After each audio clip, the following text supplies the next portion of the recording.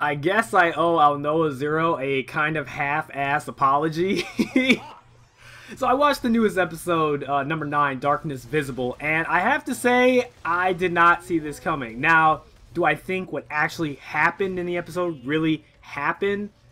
No, I don't. I think that the princess is too big of a central character just to get axed off this early. Now, I could be wrong, and I would not lie. I would give this anime so much credit if it actually did axe off the princess by episode 9 in such a manner. Honestly, I did not expect that girl to literally choke her out and knock her on the floor. And two sides of the coin. One side, I'm like, well, she might actually be dead because, you know, the Aldnoah that powered the ship now went offline, and that would only happen if, you know, I guess the princess died, or maybe she lost consciousness and that's why the Aldnoah went offline, but she's still alive. As much as I want it to be that the princess is dead, I think logically for the story, that would screw up the story and make the story more difficult than it should be. So I think that she's just knocked unconscious, or maybe she's in some sort of a coma that she's going to wake up out of. This does in fact throw the crew off and pretty much stops the story completely, because now their ship can't run unless the princess is alive. Or what I'm really interested about is how the rest of the crew is going to react to this, and how the girl, I'm sorry, I'm totally forgetting her name right now, but Rayed is going to respond to the situation. I mean,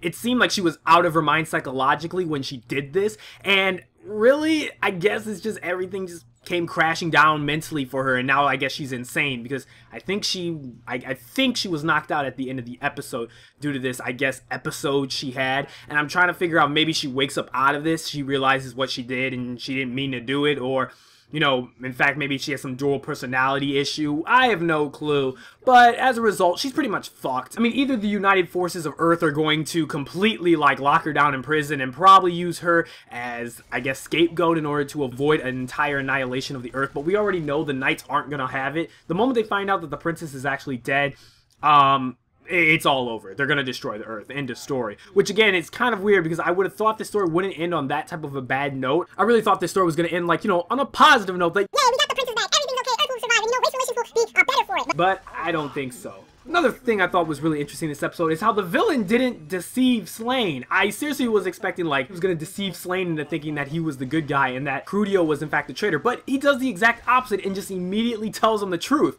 I'm not going to lie, I have to give him props. While still logically he's wrong for doing this, he's right at the same time, because at least he doesn't have a dumbass motive for the reason why he wants to murder the princess. He kind of wants to use her as a sacrifice in order to take vengeance upon the Earth, something like that.